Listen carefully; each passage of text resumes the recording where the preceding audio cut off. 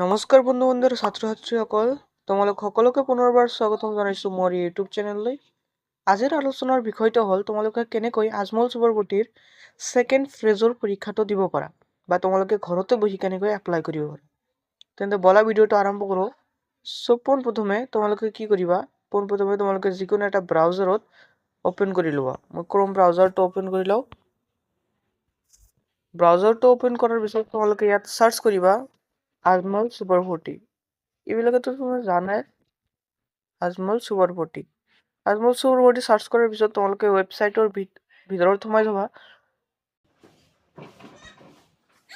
ৱেবছাইটত অহাৰ পিছত লাহে লাহে তোমালোকে স্ক্ৰল কৰি তলফালে গ'লেই দেখা পাবা যে ইয়াতে 1 নম্বৰতে লিখা আছে যে online registration for the admission test phase 2।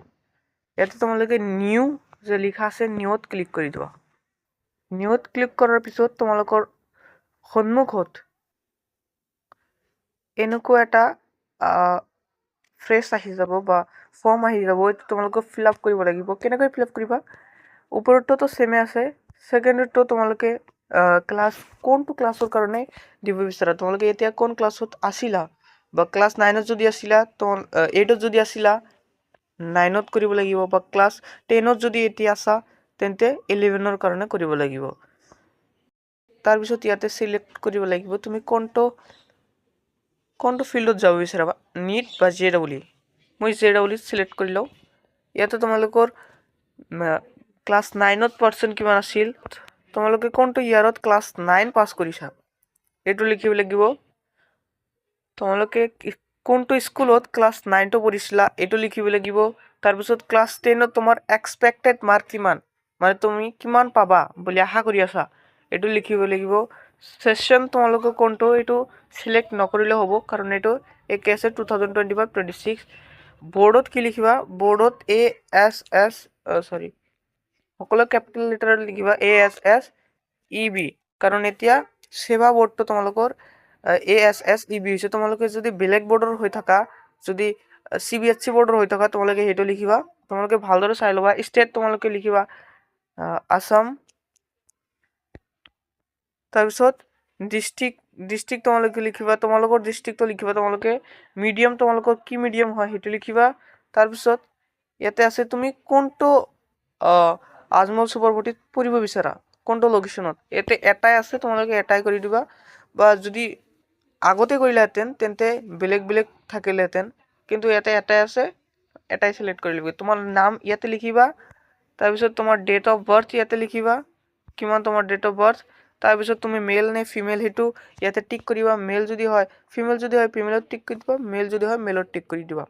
তাৰপিছত তোমাৰ ৰিলিজনটো কি ইয়াতে টিক কৰিবা। তাৰপিছত ইয়াতে কৈছে আৰ ইউ বিলংগিং টু দিব্যাংগন বা PWD। তোমালোকৰ যদি PWD আছে তেন্তে ইয়েছ কৰি দিবা, যদি নাই তেন্তে ন' কৰি দিবা।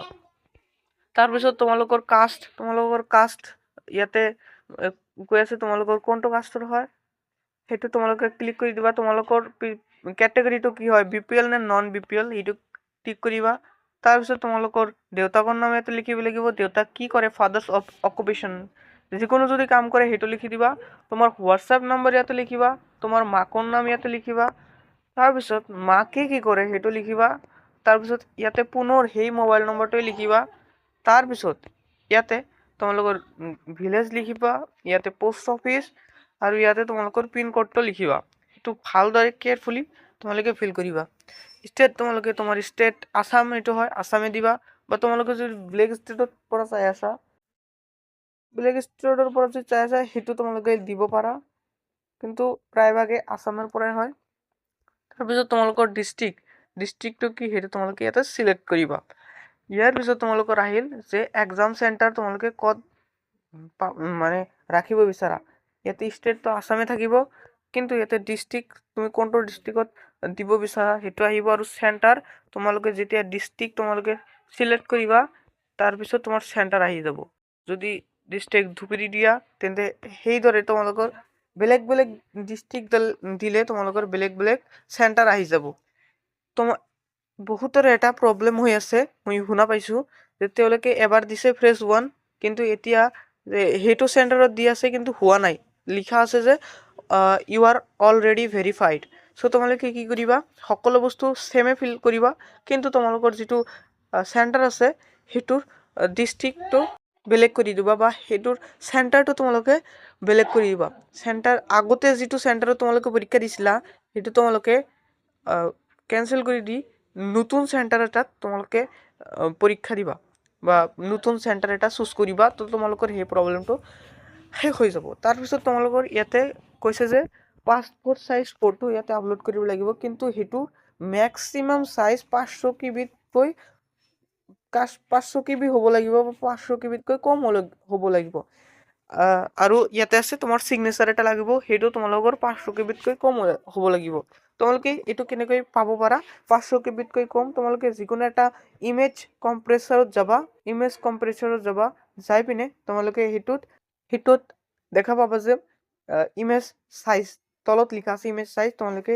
সেই হিচাপত তোমালোকে 500 কিবিতকৈ কম ৰাখিলেই হ'ব কেৱল তোমাৰ ইমেজৰ অলপ কোৱালিটিটো হ্ৰাস পাব কিন্তু তোমালোকৰ সেইটো লাগিব কাৰণ ইমান 1 MB 2 MB ফটো ইয়াতে আপলোড কৰা নাযায় তোমালোকৰ 500 কিবিতকৈ কম হ'ব লাগিব মেইন কথা তোমাৰ ইমেজৰ কোৱালিটিটো অলপ কম হ'ব লাগিব আৰু সিগনেচাৰৰ একেই কথা তাৰপিছত তোমালোকে আজমল সুবৰপতিৰ বিষয়ে কৰ পৰা শুনা পাইছে এইটো লিখিবা আৰু সাবমিটত ক্লিক কৰিবা তোমালোকৰ লিখা হ'ব যে তোমালোকৰ হৈ গৈছে আশা কৰিছোঁ তোমালোকৰ এই ভিডিঅ'টো হেল্পফুল লাগিলে এটা লাইক কৰি দিবা মেইন প্ৰব্লেমটো কি মেইন প্ৰব্লেমটো সকলোবিলাক ফিল কৰিব পাৰে কিন্তু মেইন প্ৰব্লেমটো হয় তেওঁলোকৰ নহয় তেওঁলোকৰ সাবমিট কৰিলে লিখা আহে যে ইউ আৰ অলৰেডি ভেৰিফাইড বা ইউ আৰ অলৰেডি ৰেজিষ্টাৰ্ড সেই ক্ষেত্ৰত তোমালোকে চেণ্টাৰটো বেলেগ কৰি দিবা তোমালোকৰ হৈ যাব আজিৰ কাৰণে এইখিনি ধন্যবাদ